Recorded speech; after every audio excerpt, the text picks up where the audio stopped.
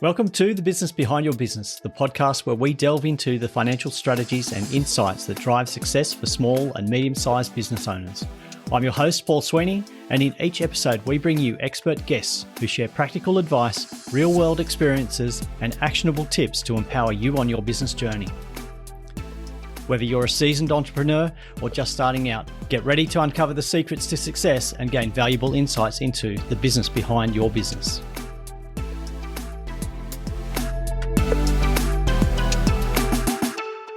So the music industry is crowded, competitive, and constantly evolving, but that's not unique to music. For many business owners, their market feels saturated. It seems like there's no room left for opportunity.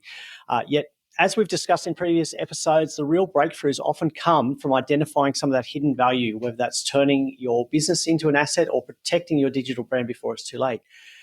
So in today's episode of The Business Behind Your Business, we're going to explore some of the strategies to help you build and protect, but also protect and capitalize on the rewards from designing, creating content. And we're going to look specifically into the deep dive. We're going to deep dive into the music industry. And the reason we're going to deep dive into the music industry, we're going to build on some of the discussions we've already had about unlocking the value that you've created already in your brand when we were talking to Stephanie Hayes earlier, and also how we go about protecting those assets that you've created, particularly in a global world that we're involved in today. So we're going to extend that conversation, look closer and do a practical examination of how you can go about protecting. We're going to look at the music industry in detail because that's a really good example for us to look at. And we're delighted today because our guest has built a business on uncovering the overlooked opportunities. His approach might just inspire you to look a bit closer and differently at your own opportunities and what are the hidden assets in your own business. Our guest today is Paul Goldman, founder and CEO of Muserk, a global digital rights management company built to ensure that music and video creators are properly compensated in today's fragmented, high-speed digital and global world. Paul's journey, he spans from award-winning music and design to pioneering music technology solutions like Muserk's patented Blue Matter system. And his mission is simply to bridge the music copyright value gap and unlock hidden potential in assets that others often overlook. And today he's leading Muserk into music catalog acquisitions, leveraging AI and data to create new opportunities in an overcrowded market. And that sounds exciting to me, and I'm sure it's exciting to you to look at what we can do further to get involved and untap some of that value that's hidden in a way in our business. Paul, welcome to the Business Behind Your Business podcast. Thanks, Paul. Great to be here. Thanks for having me. It's great to have you here because this is a very, we're going to go look specifically at the music industry, but we have had a number of guests already from various aspects of the music industry, and we know it is a growing industry for creators and I guess artists generally. But look, let's go back right to the beginning. What was the problem you were trying to solve? And before we actually look at that, we might just say, well, Helen, where is your background and what was the frustration that you had which prompted you to start Muserk? Sure. So before Muserk, I was a TV composer and jingle writer in New York City for about 25 years. I went to Berklee College of Music, moved there in the early 90s, and instead of going in the record industry, kind of got swept up in the TV commercial world. I just loved composing music for TV. I was kind of a behind-the-scenes guy. So after about 25 years of writing for the biggest shows in the world, I didn't know a lot about royalty collection, quite honestly, because I wasn't in the record publishing industry. And in the advertising world, we got paid kind of upfront. But once I did find out, to my surprise, I was owed quite a bit of money for my works, thousands of pieces of music on some of the biggest shows in the world. And when I went to my local performance rights organization called ASCAP here in the US, I was surprised to find there was almost none of my money, which would have been millions of dollars. So at that point, I was kind of had an itch to do some new things. And I decided as I dug in deeper, it was just a massive problem. And I thought, you know what, this is good to sink my teeth into this. It's something have a personal angst with. So I'm going to set out to do that. And step by step, Muserk started. That was about 8 years ago. And that first started happening like in my thought process from just the original idea of having Muserk on a computer, on a laptop, to now being an administrator that we administer over 25 million copyrights. It makes us one of the largest aggregated administration catalogs in the world from companies from over 40 countries globally. So that's a pretty major thing. So you're talking millions of royalties, and I'm guessing that a lot of other artists and musicians and songwriters probably aren't aware of just how much the royalties that they're due add up to. Because if I'm in Australia looking at my local system, I'm probably only aware of what's going on in Australia. I don't have the resources myself to go and find out what's happening in other countries in the world. So I'm potentially missing out on a lot of the value that I've already created. Are you finding that that's quite common or growing in size because of the way that the creative space has grown? Oh, absolutely. With all the technology that's been an advancement in streaming music and platforms like YouTube or Spotify, especially for people who back in the day understands cassettes and CDs and how you just consume music on the internet. Actually, in the area we work in, it's gotten worse. So there's been a great advancement in technology, but collecting your money and things scattered around the world just got way more difficult, out of the reach. Technology that people, a lot of it's not even invented yet how to do it. And believe it or not, it's estimated that almost 50% of all royalties around the world don't make it back to the rightful owner. It doesn't mean they don't make it to somebody. It doesn't make it to the rightful owner because a lot of times this like a package around the world transfers hands from truck to airplane, essentially going through different organizations. And when you think about the US or probably Australia, who has pretty advanced economies and infrastructure, imagine it's coming from Colombia or Southeast Asia or somewhere like that, where it's coming from like an infrastructure that's not so developed. How does that money and tracking get to in the U? There's all these different things you have to think about on a global transfer of money.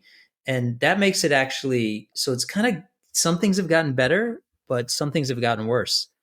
Yeah. So if we're talking about what's got better, we're using technology, and we would think that technology is going to solve all our problems. But what are some of the key, I guess, things that have become easier because now got all this technology? Well, definitely technology plays a massive role. We consider ourselves actually a tech company, believe it or not. We have a platform, as you mentioned, we call it Blue Matter. It has a US patent, an AI patent, and that's how we manage 25 million copyrights. We don't, have thousands of people hand managing those. What parts that the technology really enhances, it can sift through massive amounts of data. So when you deal with a company, I'm just going to use Spotify as an example because people know it, or Apple Music, but it can be any platform. We're essentially looking for a needle in the haystack. So we have somebody's information. We have to sift through billions of lines of data, not just static lines that are being created at every split second, right? They're creating new data every second. We're constantly siphoning through there, looking for the data that matches your data to their data, which essentially creates, let's say, an invoice, and creates a mechanism that says, "Hey, you owe us this money." They say, "Great, we've been looking for you. Please send it this way with all the data and all the other financial information," which is a whole nother layer. So I guess the technology, in a way, we were talking about this before we pressed record, but it's a bit of a double-edged sword because that technology allows us to be global, to actually distribute our I guess our creative asset in different countries. But at the same time, what we're seeing is the emergence of industries that are built around actually cybercrime and stealing identities and stealing content and capitalizing on that. How do we go about, I guess, preventing some of that issue where people are actually stealing the value that we've created by, I guess, claiming that's their content, their creation? Well, yeah, it's definitely a big problem also in the event of AI in every industry. But what happened was look, the first thing is that digital platforms, music platforms like Spotify, in my opinion, they're not really a music company. You have to think of them as a massive database. For example, a record label is a music company. They sign artists, they invest in people, they take chances. A publisher is a music company, they invest in songs. They're just a database. They make an app, you hit a button, it serves up that data. They are light years ahead of the music industry catching up with them to track themselves. They're way over the horizon. They've taken off like a rocket. So what happened was when things went digital, the music industry was analog. They put all their data into the system and it wasn't very clean data. So they had all this old kind of handwritten data as a metaphor, and it went into the system and then the dots couldn't connect. Meanwhile, these companies are connecting the world to music because consumers want music, and it was a beautiful thing that, I mean, people experience music from different countries, and for the artists, but tracking the back end became quite disconnected, and over years became farther and farther away. So with that comes the kind of what you mentioned was like identity fraud or music or people stealing your money. Because if I left my backpack in Australia, but I was in New York and I left it at a Starbucks on a table, but I'm all the way in New York, someone could easily just take it. There's no way I would ever know. There's no way to get them. There's no way to call anybody. I don't even know the laws in Australia per se. I don't have any legal action. I don't even know what to do. So that's what happens in the music industry. If your music is not correctly administered and it's open, someone will most likely be claiming it. Now, sometimes it's an accident because you have the same name or the same song title or some similar information, but a lot of times it's not. Let's be honest. So the way artists and people can protect themselves is they have to be proactive. It's just like you have to lock your doors, turn on your alarm at night. You have to be proactive. Don't leave a computer in your car. So you have to be proactive. You have to make sure when you do music that your data is registered properly. You're a member of your local performance organization or some organization. There are plenty of them that can help you with this. So when your music gets distributed into the ethos, because that's how it first gets digital, an artist distributes it on a platform, make sure that your data is correct. Your name is right. Your splits are right. Things like these. There's things called ISRC numbers. Those are like your social security numbers or identification numbers. Those will travel with your content all over the world. It's a big identifier. A lot of music doesn't have it. So if there was a Paul Goldman or a Paul Sweeney, or just let's say we just had two Pauls, let's say we both had the same song title, The Sun is Shining, and we just put Paul and Paul, people think it's the same person. We didn't put our last name or we don't have a unique identifier. Believe it or not, these things happen quite often. I'm guessing that you mentioned a lot of music doesn't have those identifiers. There's no, I guess, the technical data needed. And you're talking about Spotify being a database, a technical database. Would that be a case that many of us don't understand, or we're not aware of the fact that we actually need to supply this identification data? And where do we get where do we start with this? Yeah, so I think it depends where you are in the eco chain. Like if we're talking about an independent artist compared to a publisher who just bought a catalog. So one's at the top of the B2B market, they spend hundreds of millions of dollars buying music, and one's at the creation side. But it all starts to join because the catalog that sold for tens of millions of dollars, eventually there was a songwriter in there that started out creating in his bedroom, right? So the data follows you all the way up the ladder to that data follows it all the way up, even if your song has been sold many times and passes on. So the way they fix it at the indie level is that at the indie level, there's organizations, independent organizations. There's plenty of stuff online when artists are looking to distribute their music, plenty of YouTube videos. You can really it's not that hard to self-train yourself on a lot of this with a little bit of effort. And I think there's a great motivating factor because there's a direct correlation between you taking some time to learn about this side, which quite honestly, creatives don't, it's not fun. They want to make music, not deal with the data. So, and they're in kind of the moment in the studio. They don't want to stop everybody to say, hey guys, is everybody's name spelled correctly? Do we all agree that we each own equal parts, or do I own more or do I own less? They don't like to have that conversation. So the data gets put in and this data can travel for years through many hands. I think that's a common issue that you walk outside the music industry, it's also there. We talk about a lot of business partnerships where the agreements about profit sharing and who does what, they're not set out. A bit of time taken right at the beginning could solve a lot of pain later on. And I just think back to some of the higher profile bands and showing my age here or maybe my style, but some of the disputes in a band like Queen about who actually authored the lyrics for a particular song that went to number one. If you have that clarity right at the beginning, but also document it at the beginning, and this goes beyond the music industry, you're going to save yourself a lot of pain going forward. Absolutely. I mean, there are some apps that have been trying to be put in the creation studio side. When you write a song, you could put the data in and it kind of embeds it. But as even on the business side, as being a serial entrepreneur, right? I mean, how many people are afraid to have that conversation when it's a couple guys at a table? We're going to start a business. We're all in at 50-50 or equals. one guy decides, you just find out one guy works 6 days a week, one guy works 3 days a week, one guy doesn't have the time because of personal commitment. And you realize after a while, wait a second, although it's fair, we're partners, I'm not sure I'm okay with the split as we're becoming successful. That is like a common, right? Probably, as you know, one of the most common issues as you build a business and it gets, and by the way, these issues only come up when it starts to become worth something, which is why it's an issue. And the same thing with music. The data only comes up when you're getting traction and have money to be made, when it needs to be split. So I think it's leaning more and more. People are, more independence. There's more information. They're becoming a little more self-governing and self-savvy for sure than they were 10 years ago, 20 years ago. But, to be fair, it's not easy for people who don't have the background and might feel a little self-conscious. But for sure, like the Queen thing, that's a very common thing. For sure, if it was mapped out on paper, there wouldn't be much of a disagreement, right? Because at that time, that's what people felt. And by the way, these things can be adjusted down the road. If you have a good group and good partners, you could say, look, I work 5 days, you have 2 jobs.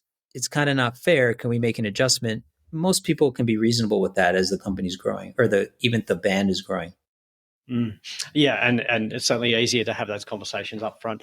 So we've talked a lot about music creation. I just wanted to flip to, I guess, the video creation side of where we're seeing a lot more. And you did mention at some point YouTube.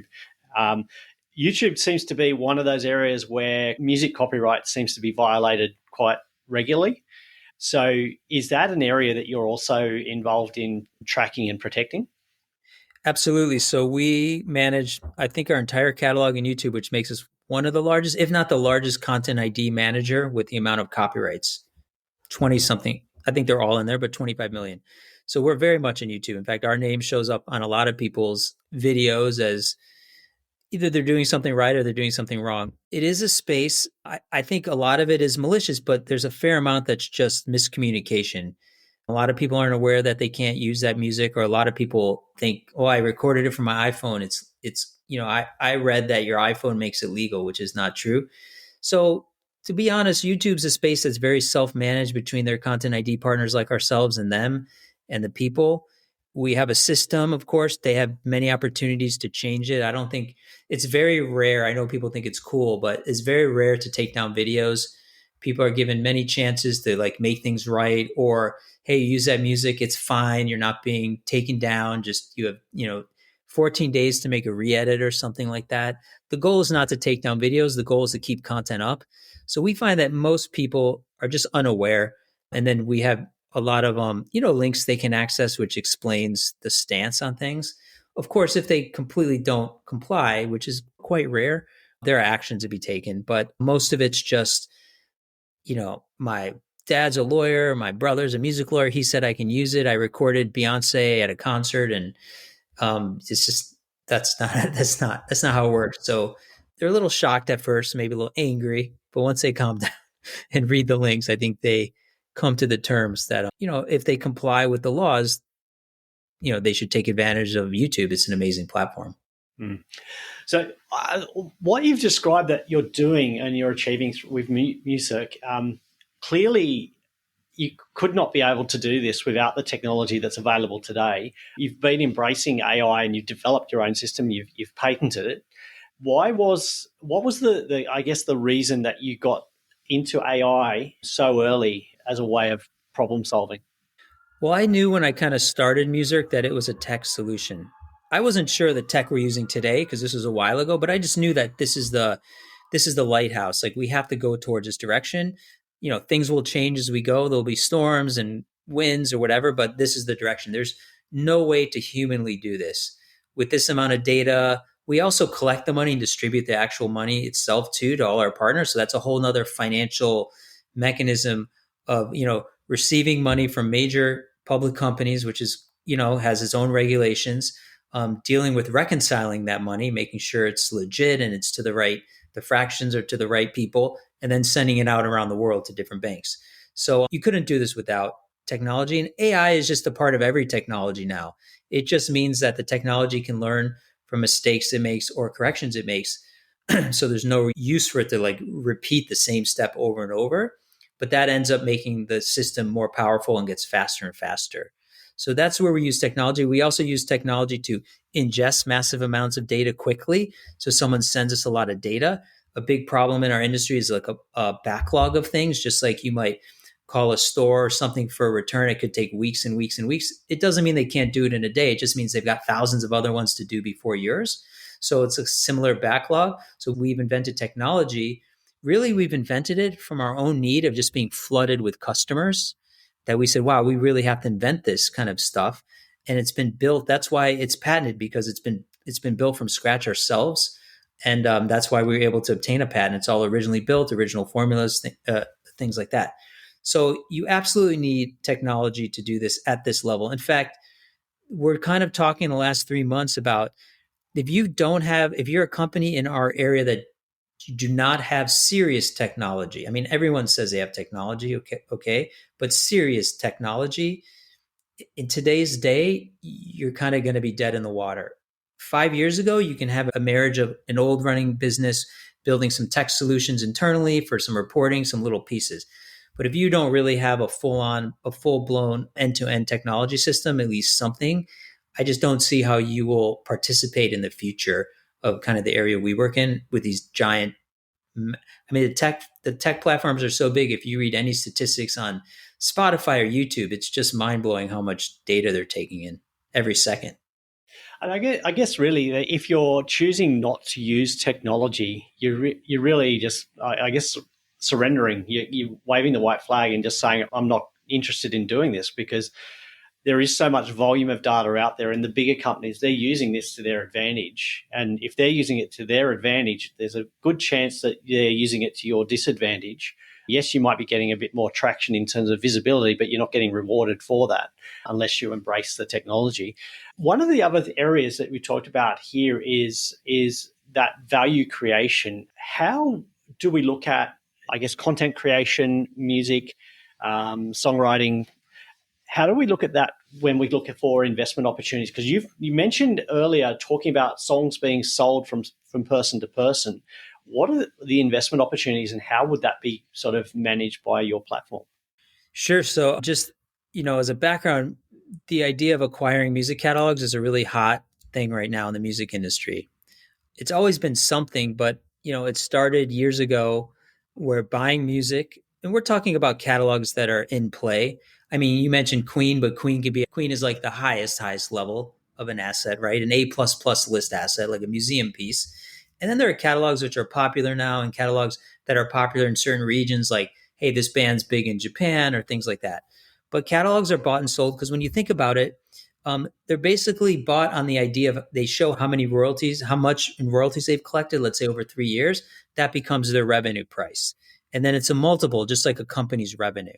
So the higher your collection is from a company like Muserk, if you work with Muserk, you're going to have more royalties to show. It increases the value. So for our customers, we increase the value of their catalogs by just collecting more money for them. So their bottom line sale is higher. Now, so that's the value we bring, is having good administration, and we're a good administrator. There are other good administrators, but we feel we're the best or one of the good ones. So increasing the value, you buy a catalog, you want to increase the value, and a catalog is just like it's a cash machine, because if you're collecting steady royalties on something like even a catalog, a classic rock catalog or something like that, it's not going to go to zero ever. It's not like a company, like a venture capitalist will invest in a company that can end up being zero. It might go up and down with the economy and times, but it's shown over time that it's a very steady investment. So now you find these Wall Street companies investing in alternative assets, right? And music falls under the alternative asset investment category. So there's a lot of PE companies that consider catalog acquisition as one of their verticals. And I think for the most part, I don't know the statistic, but I know it's considered a positive investment to make. Now, the thing is, just like anything, you have to buy it at a proper price and increase the value and then sell it down the road. I mean, that's the game. So this is where the winners and losers kind of mess up, is how they do that. And a lot of it comes from catalog analysis, which we do too, which is, hey, we want to buy this catalog. What do you think? We can look at it and say, hey, this is a great catalog to buy because it's incredibly undercollected in Australia, in Japan, in Asia. It's incredibly uncollected there. We see a lot of money in the black box, which is what we call uncollected money. And we see if you buy this, you're probably going to make your investment back twice as fast just from the uncollected money. So we can also say, hey, you're going to buy this song from a very high level artist. It's very well collected by Sony or something. It's going to be very hard to uptick that catalog from uncollected revenues. It might see a natural rise in just normal industry increase in consumption, but it won't have like a 400% increase from undercollected works. So that's kind of the nature of how it works. By the way, it's exactly parallel to buying real estate or anything else, right?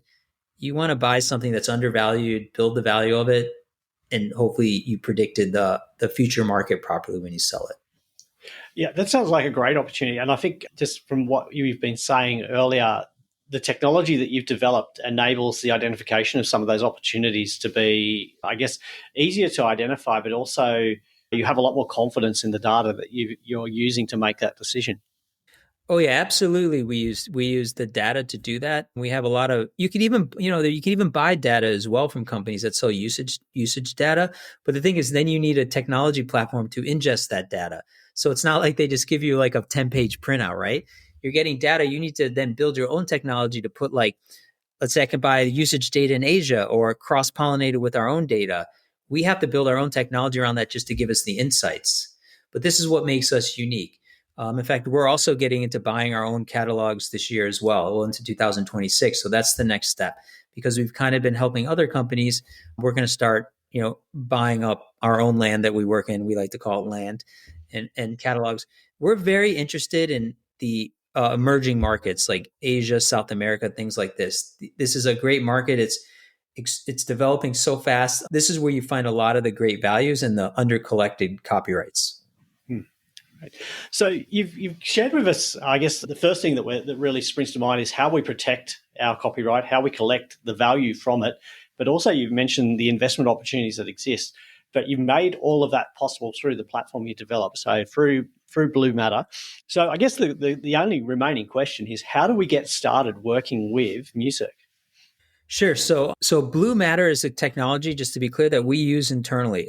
It's an internal platform that we use with our customers. It's not something you can access online.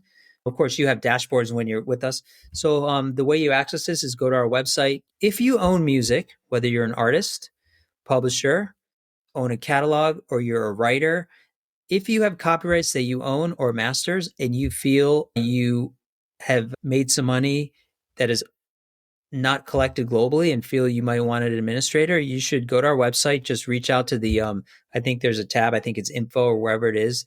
We do get those all the time. There's someone every day that reads through those and picks the ones that we think and will reply. And we're a private catalog. So we have a bar and we say, okay, you're a catalog that we think will benefit from Muserk. And then we can move forward. If we feel like you can't benefit from us, there might be other solutions. We do have recommendations to, hey, you're a better fit for this type of a platform. We're not going to be a great fit for you. So we do try to guide, especially indie artists at the level they're at, and then tell them, well, when you get to this level, then come back and do this. So we kind of try to give everybody something who comes through our front door. So that's good. I guess sharing the value, but also realizing that you're not the one solution for everybody at the time that they're at or the place that they're at right now. But maybe in the future when they work through and grow, then they'll be in a position to. Yeah, I see them as potential future customers of Muserk. Like by sending them to the right partner now, it helps them build to get to the level that we need them at. Fantastic. We love to see collaboration. And Paul Goldman, thank you for sharing your insights and showing us how to use technology that exists and capture that creativity, uncover the opportunities, collect the value, even in the markets that seem either overcrowded or unmanageable. We've talked about how it's hard to be in different countries. So what we're going to do is put the links to Muserk and also you can follow that story by following the links in the show notes and also on the businessbehindyourbusiness.com website. But for anybody who has been listening, some of these principles about how you actually identify the value in your business and how you capitalize on it, collect the value, protect your assets, they apply to you as well. And even that conversation about making sure you document the agreement with your fellow business owners and creators, do it now before it becomes an issue. wise words from Paul Goldman today. Thank you, Paul, for sharing with us on the business behind your business. Yeah, thanks for having me. Appreciate it. That's a wrap for this episode of The Business Behind Your Business. We hope you found today's discussion insightful and valuable for your business journey. Before we go, don't forget to subscribe to our podcast on your favourite platform. Share it with fellow business owners who could benefit, and send in your burning questions because we love hearing from you. Missed any of our previous episodes or looking for additional resources to help grow your business? Head over to our website at thebusinessbehindyourbusiness.com. There you'll find our full archive of past episodes along with show notes, transcripts, and links to valuable resources mentioned in each episode. Your journey to business success continues at thebusinessbehindyourbusiness.com. Until next time, stay inspired, stay informed, and keep building the business of your dreams.